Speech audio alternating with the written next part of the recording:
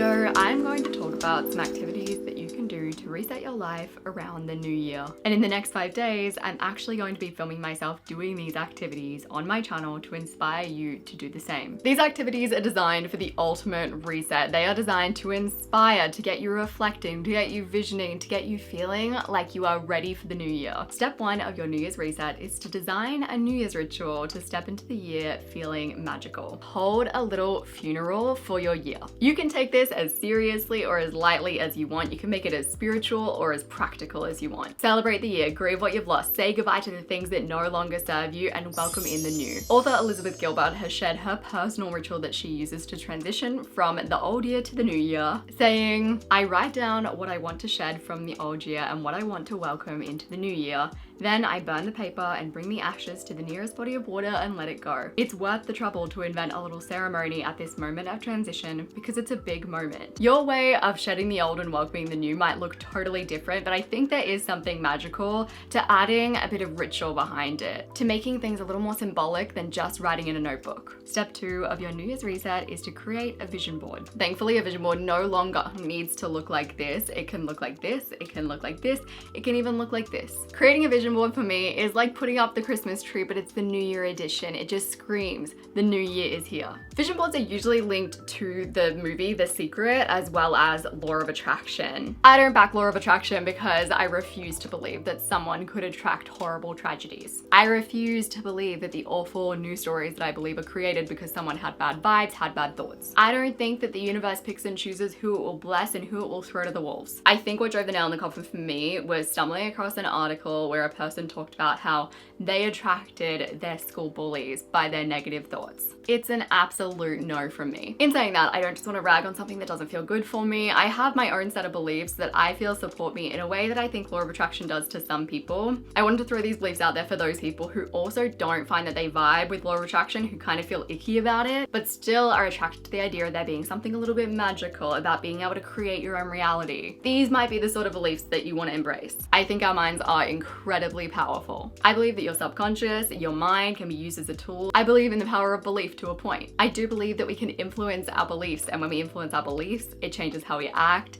and it can attract good things our way because of how we act. I believe that we can use the placebo effect to our advantage, and I will link down below the NPR podcast that swayed me that way as someone who is a bit more of a skeptic. But what I don't believe is that our thoughts directly influence the world to serve us up either goodness or badness. I believe that we can create our own magic in a way. Getting back to our vision board, which does relate to everything that I've just talked about, a vision board really is a tool that serves your mind. It directs your mind towards what you want. It creates this crystal clear vision for your mind to work towards. It makes your mind start to look out for more opportunities for you that are related to whatever's on your vision board. Your mind starts problem solving and working on whatever is on the vision board in the background, because at the end of the day, your goals kind of just are problems, things to be solved. It leads your mind towards focusing more on the tasks that help you to carry out whatever moves you towards what is on your vision board first. The more that you're looking at your vision board, you're looking at the images, you're looking at the words, the more they're sinking into your brain, and the more your mind will start to work for you in the background. I have a slightly new take on how I'm doing vision boards this year, and I'm going to be filming that in my vision board video.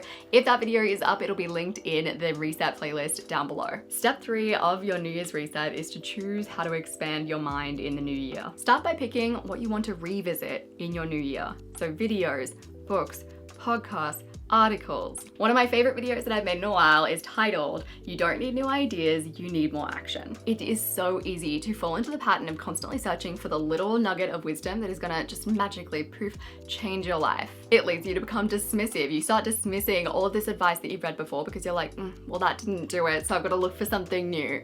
Reality is there's probably not too much new that is going to radically change your life. It's not a lack of knowledge that's the answer, it's a lack of applied knowledge that is often the answer. I'll have that video linked down below if you want to watch that after this. Instead of getting yourself on the hamster wheel of finding the shiny new thing that is gonna make the difference for you to achieve your goals, go back to the basics. Go back to the things that have inspired you in the past. If you're someone who's watched my channel for a while, go back to the videos that really resonated with you throughout the year. If you read Atomic Habits by James Clear and at the time time, it was mind-blowing, go back to it. We need to revisit, re-listen, re-watch, take action on it. Don't let information that you learn become just a moment of inspiration. You want it to become a lifetime of action. Then you can move towards the new. So I do still think that taking in new information is obviously a wonderful thing. And for your new year, have a look at your goals and have a look for books, courses, podcasts, whatever it is that support those goals, so that will help you to achieve those goals.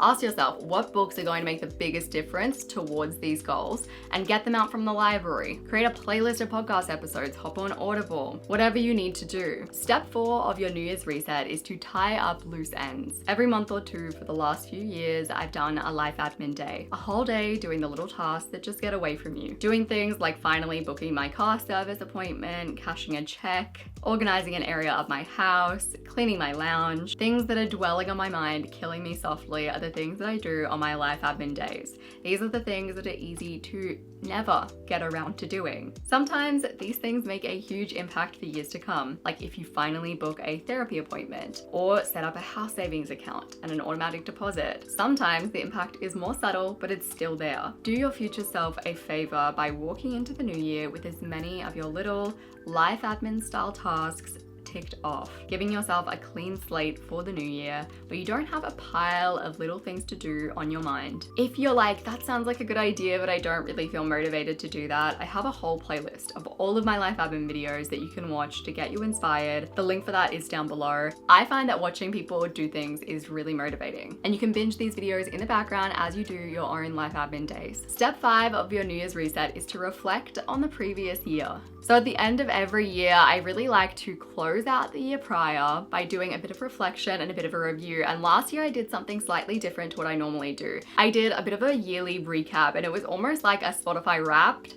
but for my year. Doing this wrap up of your year can take a week or two, or it can take a night. I've found that when I do it in the few days afterwards, my mind keeps on thinking of things to add to it. So you can go back and add to it over time too. Your yearly wrap can include things like your favorite life moments from the year, the things that mattered. So if you got a time timer and you're obsessed with it, that might be a thing that mattered this year. The books that mattered, the podcasts that mattered, the ideas that mattered. You can document anything here. I'm not much of a daily log kind of journaler, and this is perfect for people like us who don't document our days maybe as well as we'd want to. And it also just kind of ties a bow on your year. And the last kind of bonus step that you can do to reset for the new year, and this is a big one, is do my decluttering challenge. I have 7 days of decluttering on my channel that you can follow along, so you get the inspiration of watching me doing my declutter while you do your own declutter. Physical changes to the space around you can sometimes make the biggest difference to how you feel internally. It's like it flips this switch that says, okay, fresh start is happening. That's what a declutter challenge will do. If you liked this video, I'm going to have the playlist for all of my reset videos on the screen. Depending on when you're watching this, it might be full,